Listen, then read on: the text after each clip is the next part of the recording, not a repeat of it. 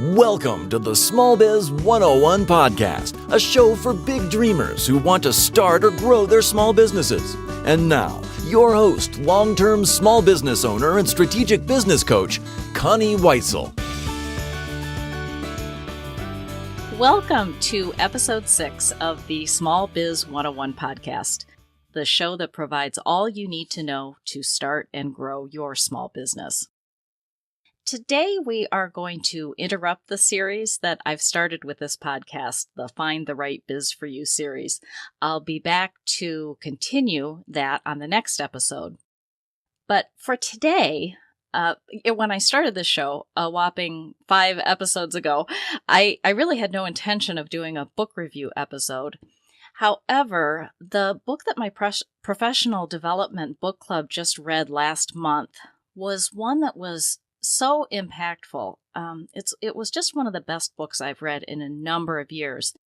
And most of the book club members agreed, and this book has been around for a while. I've heard people talk about it for years and was so happy to finally have the opportunity to read it.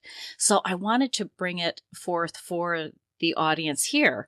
If someone is thinking of starting a business or maybe already has started a business, I just think this is a fantastic resource for them. The book is called The Slight Edge by Jeff Olson. In our club, we read the 8th anniversary edition of this book that came out in 2013. And what I really loved about that is that the author has updated the book and he's included all kinds of stories about how the concepts presented in earlier editions of the book really had a huge impact on people's lives. So I've asked a member of our book club who has been attending almost since the beginning of the book club in 2015, and the person who seems to always recommend some of the best books our club has read, including this one, to join me here to talk about this book. So I'd like to welcome Howard Holliday. Thank you for being here, Howard. Well, thank you, Connie, for having me. I appreciate it. All right, Howard, I know you're not that old, so I'm wondering, how is it that you have read so many amazing personal and professional development books? You keep presenting so many great ideas to the book club. And I mean, I've been reading a lot of these books for years, and you present ones I've never heard of before. And I'm just curious, how is it that you've read so many of these? Wow. Well, that's a good question. And it goes back actually almost 54 years. So I'm not going to give you the full story then. It's a very long story. But what I will say is that it goes back to when I was a kid. My dad, who's still with me and has always been a student of personal development, starting with his desire to lose weight. And so he always read some of the old, if you want to call them that, some of the fathers of personal development, such as Napoleon Hill, John Maxwell, people like that. And so I would see these books around the house. In fact, the first edition of Tony Robbins' book, Awaken the Giant Within, stuff like that, just around the house. And took notice, and my dad would have affirmation notes taped on the refrigerator and cork boards and all around the house. And it just, to me, I grew up in that kind of environment. And as I got into positions in places where needing to perform more and better was required or important, I started becoming more attracted to what I saw and started reading books. I think I read my first one when I was in college and continue to read them. In fact, I'm reading like 3 or 4 right now. And so it just, to make a long story short, it's just something that I was exposed to early in my environment from both my dad and my mother. As you're talking about that, I'm thinking how lucky you were, because 50 years ago, I mean, who was talking about affirmations back then? I think there was such a small audience for those Napoleon Hill type books, or maybe it's just that we hear more about them, but how lucky you were to grow up in a household like that. Yeah, absolutely. Absolutely. Yeah. You're right. I mean, there wasn't really that big a market. Of course, the technology back then kind of limited the exposure of that genre and the interest in personal development. True. But my dad, who was always trying to lose weight, was trying to find a way to do it. And, to his credit, I think he was a part of every single diet that was available back in those days. Did it work? Ultimately, it did. And he's been able to, he's 91 years old now. And as a result of his eating habits and his exercise regimen, he's continued to keep going strong. We call him the ever-ready bunny rabbit. So he's Oh, that's so it worked well for him. wonderful. Well, and if you wouldn't mind, just I'd love to hear you share with the audience here something about what you are involved with, what you do. I know you work in some digital marketing, and I know you do some consulting yourself around these types of topics. Would you mind sharing a bit about what you're up to these days? Yeah, sure, certainly would. I have, well, I'll go back a little ways. I started out in sales, and from sales, the sales career went into sales management, then to sales training, and kind of became, if you will, more interested in advertising and marketing, that part of sales, and got involved in TV and radio advertising. All of that through the ages kind of evolved into digital marketing, which almost every advertising entity is now involved in or doing some form of. And so I focus, primarily on digital marketing in the last couple of years. And as a result of doing all the sales management and training, I developed a private practice or consulting business to be able to help sales professionals to improve, to strive for or develop peak performance in whatever area of sales they're involved in. Not a large practice. I work primarily one-on-one with individuals, coaching, mentoring, consulting. But I've worked with a number of people who've gone on to be the top producers or top sales professionals at the companies they work in now. And I imagine there's parts of what you teach to them that must come from all of these books that you've read throughout the years, and maybe even the book we're talking about today, The Slight Edge. Absolutely. As a matter of fact, I would say, instead of calling it plagiarism, there's a lot of duplication Yes. from what I get from the books. And I don't try to invent or reinvent the wheel. I try to use tried and proven principles and methods, and incorporate those into that person's philosophy and their lifestyle and habits. And then you add your own twist to it as well. Yeah. For anyone listening, Howard is he's one of the nicest people, and just giving and always wanting to help people. So you're really in the perfect profession doing that. Thank you. Appreciate that. Well, let's jump in and talk about the book. To me, the main concept throughout this book was that while there's so many small steps that we need to take or things that we need to do to achieve our goals, things like just exercising one extra day a week or reading just a few pages of a professional development book, whatever that might be, that small step, that they're very easy to do. However, they're just as easy not to do. So you sound like Jeff also. Well, that's what I took away from that as being the main thing. So kind of any decision we make, no matter how small, it's either taking us closer or taking us farther away from our goals. There's no real middle ground. Is that the main concept that you took away from the book, or did you see something else in there? Like when you're describing this book to somebody, what's your main takeaway from that? How do you describe it? Really just that. I mean, you pointed out one of the key components of the book, and that is the slight edge, focusing in on doing something small consistently over time. So I think that was the most important thing I took from the book. But then when you incorporate the other aspects, as he mentions in the book, your philosophy, and again, doing that slight edge over a period of time, the right philosophy and the right attitude, having a pleasing or happy personality and attitude, all of that together is what Jeff Olson, the author, refers to as the slight edge. That's what I use. You said using consistently over time, and I think that is such a key concept of this too.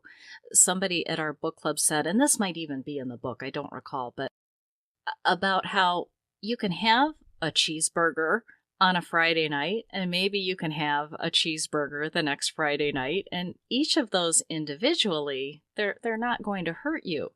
But if you eat a hamburger consistently and regularly, you're going to end up with a weight problem. And so it goes downhill by consistent bad habits that way. But I love what you said about it being consistent. But if you have a good habit consistently over time, it takes you to your goals. Yeah, I think the one thing that I took away from what you said, and I think the book points out well, is that the slight edge philosophy works either way. And so it's the difference between either being successful or not being successful or doing something that's not good for you. It's just like you said, doing one thing or one small thing consistently over time, either to improve yourself or something that could be a detriment to you, and over time helps us, or I wouldn't say helps us, but puts us where we are. It doesn't happen overnight, right? Mm-hmm. We end up where we are as a result of things we've done over time. So absolutely. Now, there are so many principles that Jeff covers in this book. Were there any in particular that really resonated with you more than others? And maybe you've already mentioned that, but I'm just curious, was there anything in particular that you thought, wow, this really impacts it, or could really impact my life? Yeah, two really. And I had read different versions, if you will, of what he was trying to say in his philosophy, in his formula. I have been reading more recently about the impact of creating new habits, right? Mm-hmm. And creating, not so much creating, but developing and achieving things was a result of creating good habits. The part about doing something small that's considered gradual and doing it over time is what impacted me the most, because again, it was all, more recently, the study and the focus has been on habits. And I think that his philosophy about it being a slight or gradual habit done over time was very impactful for me. The other thing that really resonated with me is that even though I think I did both things, the second one being having a good attitude and being happy, the one thing I know that I wasn't doing, I think, and the book points out that we should be doing, is not doing them on purpose. And so now I try to create these slight edge habits on purpose. Although I might have been doing, I think we all have created habits in the past, good or bad. But I think that the book really encourages you to use that method, that philosophy to improve, to develop. And I think incorporating a positive, open mind and being a happy person has always been a part of me, part of my philosophy.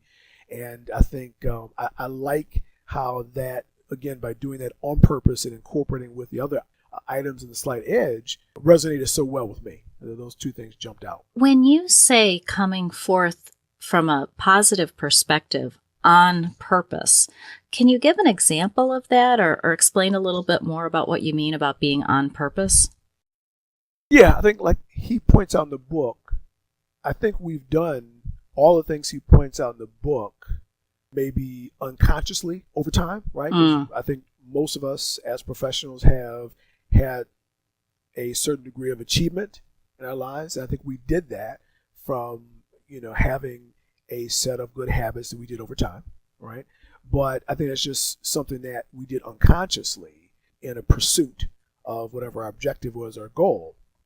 But now, I think by knowing this and what he says, doing it on purpose, now you can establish what your next goal is going to be and say, in order to accomplish that goal, I know I have to incorporate using the slight edge philosophy.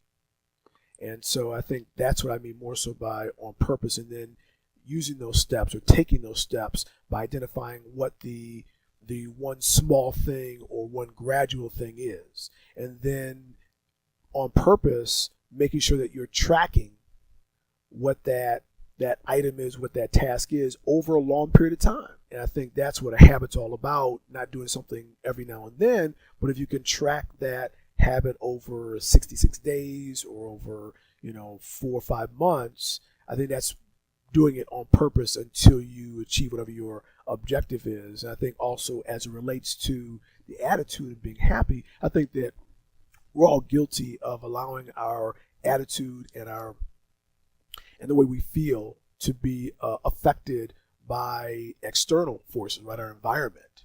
And I think that the book encourages us to understand that the one thing we have the most control over is the way we think, and to use that and to use the way we control our mind to stay positive and not allow our environment that might be negative or bad to affect us, but to on purpose to be positive, be happy, to share that positivity. And I think it points out in the book, share our gratitude, how we're grateful for other people. And I think it also points out about doing something kind or nice for someone else without looking for anything in return.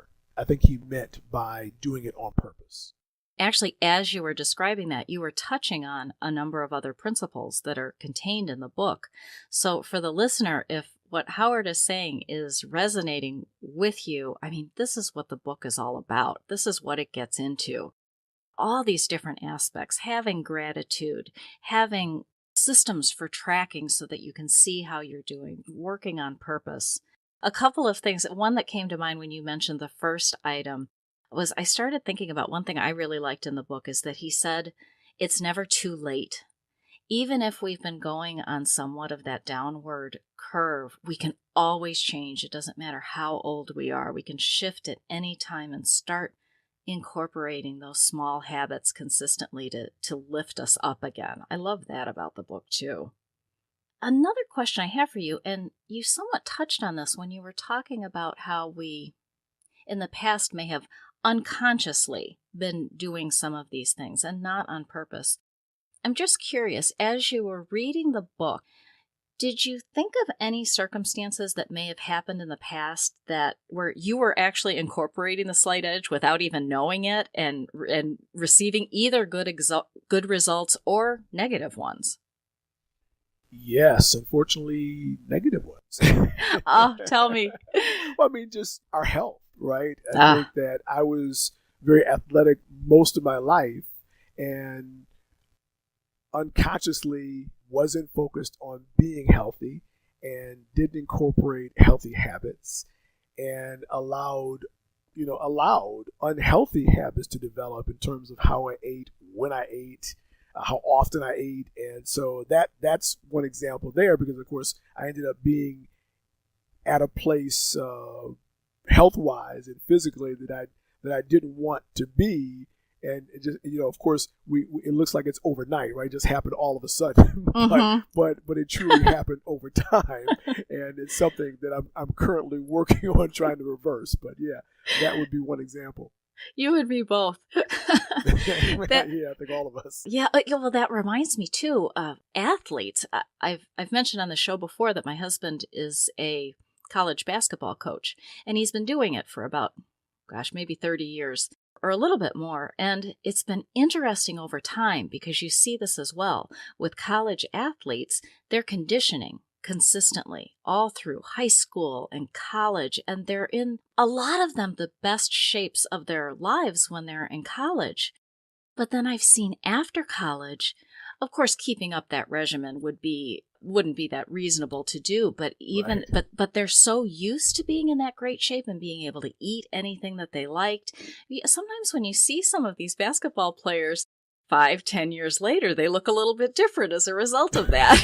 And I'm not saying that's all of them.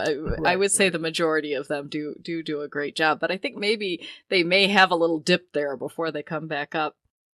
When I think about how I've used the slight edge in my life in the past, not really realizing what it was, and related to what we're involved with this book club, is that Jeff Olson talks about improving yourself. And a small step that you can do that is just reading 10 pages a day of a personal development or a professional development book. And that's something that I I've done for years on a consistent basis. And that just always it made me feel good. I like to think that it helped with my success in business. However, I noticed I got out of that habit in the last few years. That's one of the reasons why I started this book club up, because I thought we'll meet every month, so I'll need to get back into that habit. And that's exactly what's happened. So kind of an example of both of those, that these small little things can help you improve. And that also, if you drop down, you can always pick it up again. Right. It's never too late, right? Absolutely. Yeah. Yeah. And I'm thankful to you for starting the book club, because I made create the same habit of not reading consistently after doing that for so long.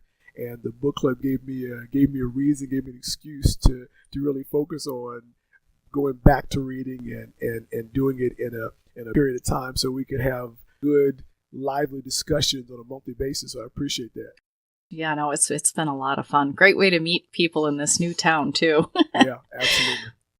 Another question related to the book. Has there been anything in your work or your life that you've changed since reading the book?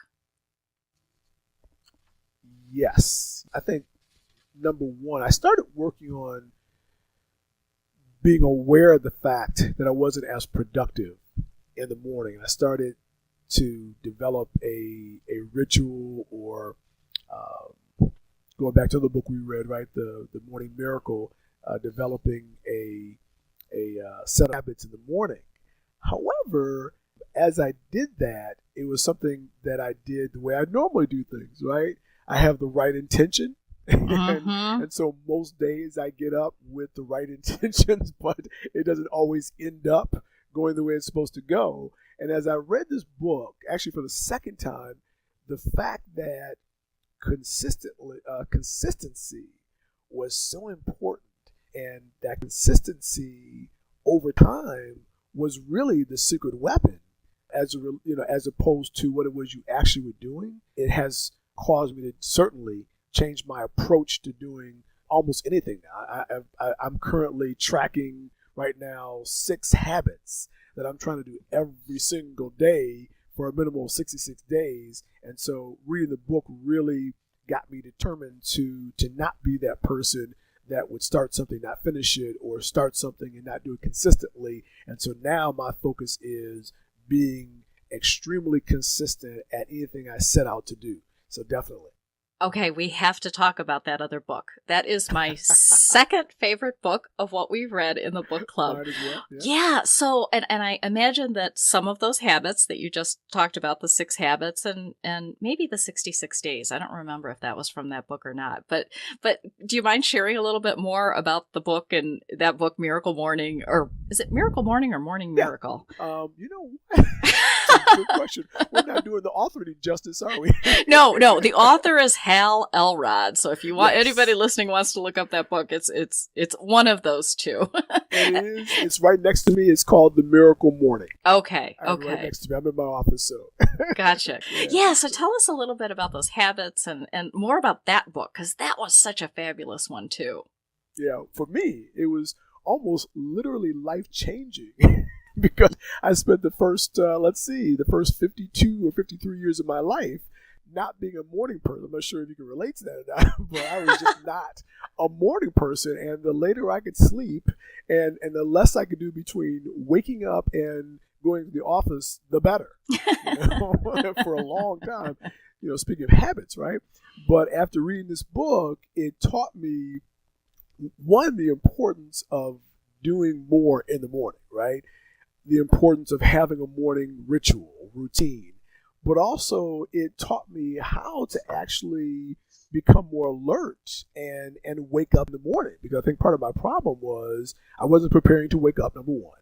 And then when I was waking up, I wasn't doing enough things or the right things to be able to stay awake and not be tired. And so now I can get up, whether it's 3, 4, 5 o'clock in the morning, and I might be more tired than other days, but I know what steps to follow in order to be able to stay awake and to get into my routine. And by the time I get into my routine, now I'm wide awake, especially once I get into exercising and having breakfast, stuff like that. So I think the biggest thing for me with that book was actually learning how to just simply be awake and wake up earlier in the morning.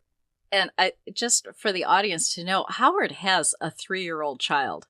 And he's got a very busy life with his... She just turned 4. Did she? Oh, January 4th. Yeah. Give her a happy birthday hug for me. I will. But Howard's got so much going on with his work and his family. And he just said he gets up at 3, 4 in the morning to do these things. It's incredible. Yeah, well, when you think about it, when you think about a person that has never been a morning person and has never really wanted to wake up early. For my family, they thought maybe I was like replaced by, an alien or something. They couldn't believe I was getting up early in the morning. And most mornings I do get up between 4 and 4:30. And that's something that I didn't do for most of my life. Just to mention as well, related to the Miracle Morning, the habits that Hal Elrod suggests that we do in the morning in addition to exercise, which is what Hal is talking about, he uses an acronym called SAVERS. And I'm not sure if I'm going to get this right, but I think the first S is for silence. And he's speaking of meditation related to that. Yes. And the second one is affirmations. Correct, yeah. The V is visualization. Mm-hmm. E is exercise. Okay, I think I've got this. R is reading. Mm-hmm. Uh-oh. What's the last S? This is the one that stumped me. The last one is called scribbing. Yes! Scribbing, yeah, that's his journaling. His word for journaling, yeah. Exactly. I think the J didn't work in his acronym, so he had to replace it with an S. Yeah, exactly. Well, while we're talking about other books, and we will come back to the Slight Edge for a little bit more, but I'm just curious, are there any other professional or personal development books that you have particularly enjoyed besides these two we've just talked about? Yes, if I had to endorse or recommend other books, I would certainly start by recommending Think and Grow Rich, right, by Napoleon Hill. In fact, I have a rare 1.5 hour video footage of Napoleon Hill actually teaching the 17 success principles, and I watch that video, parts of it every morning. But that is the foundation, I believe, of most personal development, and you would want to start there, certainly. Another one I would recommend would be The One Thing. Of course, we read that as a part of our book club. Excellent book written by Jay Sand and Gary Keller.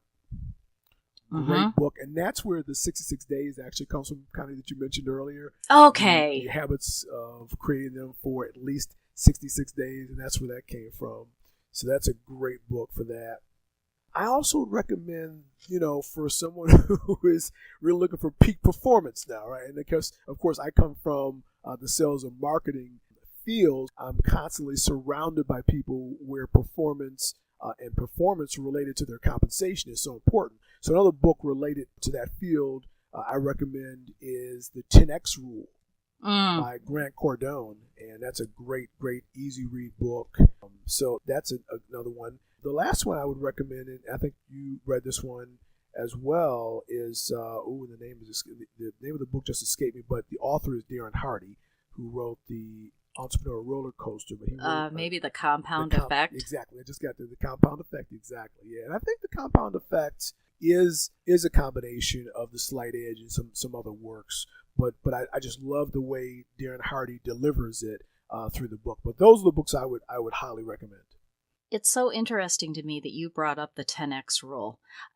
Just this morning, I was listening to a podcast, and the guest on the podcast brought up this book. So now that I've heard it twice in one day, I think we either have to add it to the list for the group, or we have to, or I've just got to read it on my own.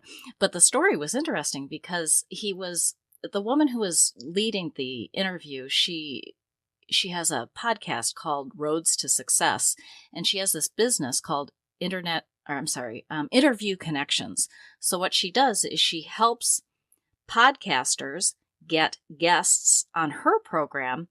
And then she also helps people become guests on other podcasts. Oh, wow. And yeah, it's really interesting. And with her packages, what she typically sells is 4 interviews a month, regardless of which side of the mic that you're on. With her fee, you'd get booked for 4 interviews. Well, she just had a client come on, and this was the guy that mentioned the book. He came to her and he wanted to be interviewed on 50 podcasts in 1 month.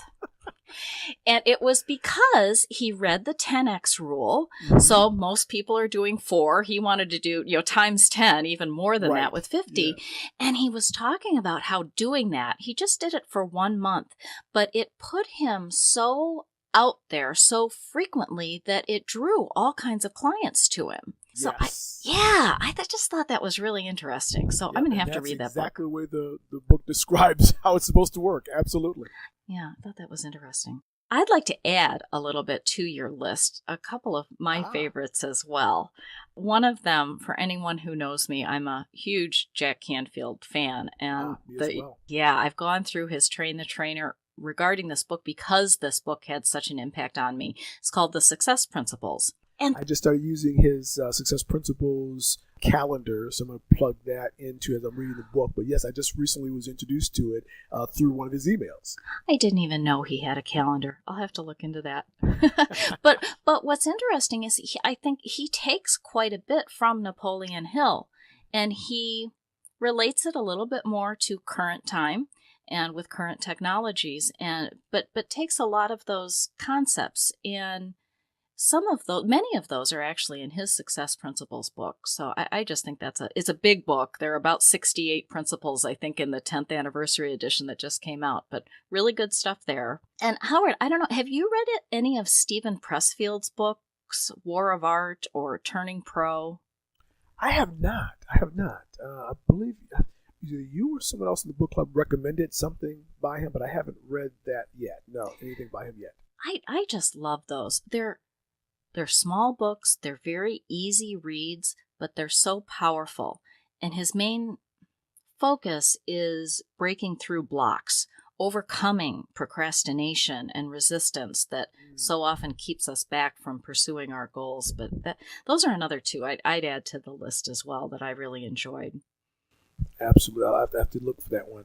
As you know, I'll have to look for the Audible version of that book, right? Yes, Howard and I both love listening to books. Exactly. It's the only way to go now. Yeah. And for the listener, if you go to the show notes for this podcast, smallbiz101podcast.com, I will have links to all of the resources, the authors, the books that we've discussed. So be sure to do that. I'm excited about exploring some of those that you mentioned, Howard. Just briefly, getting back to the Slight Edge and our audience here, a question I have for you is, who do you think could particularly benefit from reading The Slight Edge, and why? I think actually anyone could. I think you have to be ready to apply it, right? Mm-hmm. So I think anybody who's ready to take the steps necessary to make improvements, to be better, whether it's to be a better parent, a better husband or wife, or to be better at their career or their profession, could certainly benefit from reading the book and every part of it. So I'd say that includes it includes everybody, right? Right. So I think it's a great.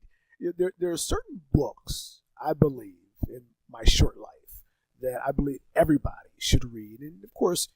It applies more to people who are, you've heard the philosophy, and I believe it as well, that when the student is ready, the teacher will appear, right? I think that for those who are ready, there are certain books, there's a core set of books that you just have to read to be able to have the foundation to move forward at a peak level.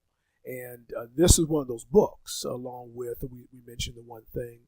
I might add real quickly, Connie, that being a student of personal development books and personal development authors and trainers, that I don't know how religious you or your audience is, but But you will find whether you believe in it or not, or whether you read it or not, that you'll find that most of the principles, right, and most of the things that the trainers, the personal development gurus and coaches, consultants talk about are things that you can find in the Bible, the Holy Bible. And then over the years, that evolved into, I think, the first real book called the Science of Getting Rich by Wallace Wattles, which was actually written back in, I think it was 1932 or 33. So it's one of the earlier books. Wow. And then that book led to The Keys to Success, which ultimately became Think and Grow Rich by Napoleon Hill.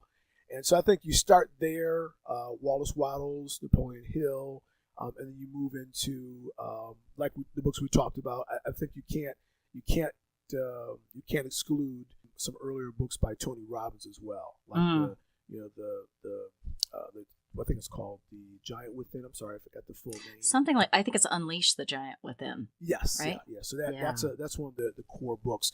But I think that I would recommend all of those, and that goes back to your question of who is this book better for. I think that anybody who's ready and could use this book should certainly over time read all of those books and incorporate them to really get the most out of what they're trying to accomplish, without a doubt.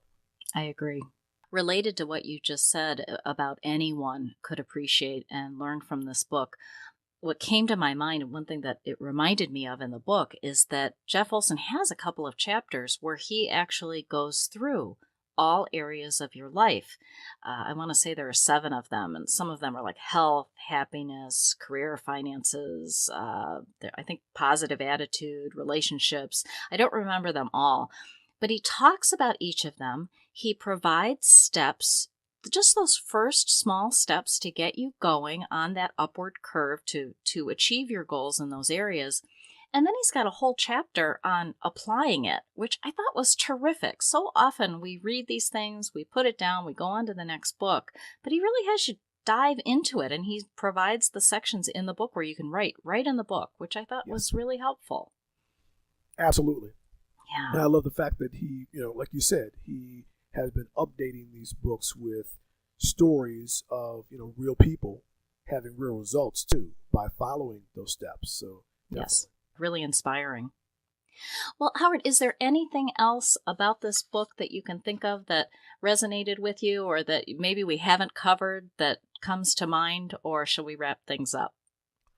I would mention that obviously people like you and I, right, who are, if you want to call it, are into these books, right, we understand where they're coming from.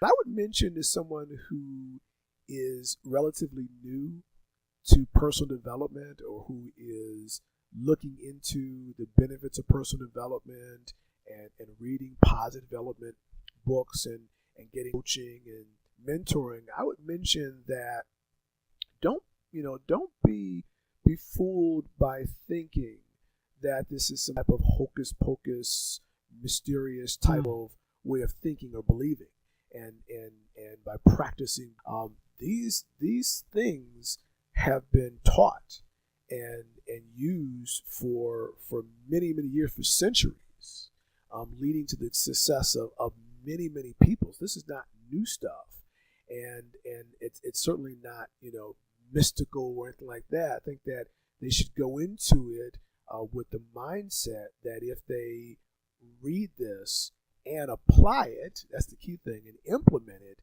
they will ensure their own success in whatever they're looking for. So I think it's just going into it with the right attitude, the right mindset, and implementing, not just reading it. I think there's probably been a lot more people who have read these kinds of books or read this book than have actually gotten results from it, because most people simply don't take the time to implement these books. So if you're going to read books like it, I would highly recommend do it with the right attitude and do it with the intent and the habit of implementing what you read. Perfect statement to end this episode on. Thank you, Howard. How can people reach out to you? How can people reach you if they would like to speak with you about some of your personal development and the training work that you spoke of? Okay, a couple different ways. I'm certainly on social media. I can be connected with on LinkedIn, Howard Holliday, because my first name, which I don't use, is John. I'm a junior. I can be found as well on Facebook under Howard Holliday. Easy to find me a picture of me and my daughter, love of my life, in the picture. I can be emailed directly at hholliday3@gmail.com, and that's HHOLLIDAY3@gmail.com. More than happy to answer any questions anyone has. I mentioned before earlier, I do on a one-to-one basis coaching and mentoring simply related to peak performance, personal development to move into whatever direction that person's looking to go into. So they can feel free to email me or connect with me on social media. I'm also on Twitter as Howard Holliday on Twitter. So that's the best way to reach me. Okay. And again, for our listener, I will have all of that information with the links to Howard's contact information in the show notes. You just need to go to smallbiz101podcast.com. Well, thank you, Howard, so much for joining me here. I've so enjoyed this conversation. It's just been a pleasure having you here, and not just talking about the slight edge, but a lot of other things. So thank you so much for coming out. Thank you, Connie. It was a pleasure. It was a blast. It's always a pleasure to talk with you, and this was extra special to be able to chat with you about the things that we love, right? Outside the book club. I have to ask your listeners to implement making contact with you. I know I'm familiar with the work that you've done, and you have quite the reputation with small business consulting. I would certainly recommend anyone who again is ready to do more, to have more, to be more successful, to reach out to you and learn more about what you do. Absolutely. Oh, thanks so much, Howard. I hope to have you on again in future episodes. Maybe we'll come across another fabulous book we can talk about. Oh, that sounds like fun. All right. This is Connie Weitzel signing off. I hope you will join us at Small Biz 101 Podcast again to learn more about starting a new business or taking an existing one to new heights. Thank you for listening to the Small Biz 101 podcast with your host, Connie Weitzel. For more information, visit smallbiz101podcast.com.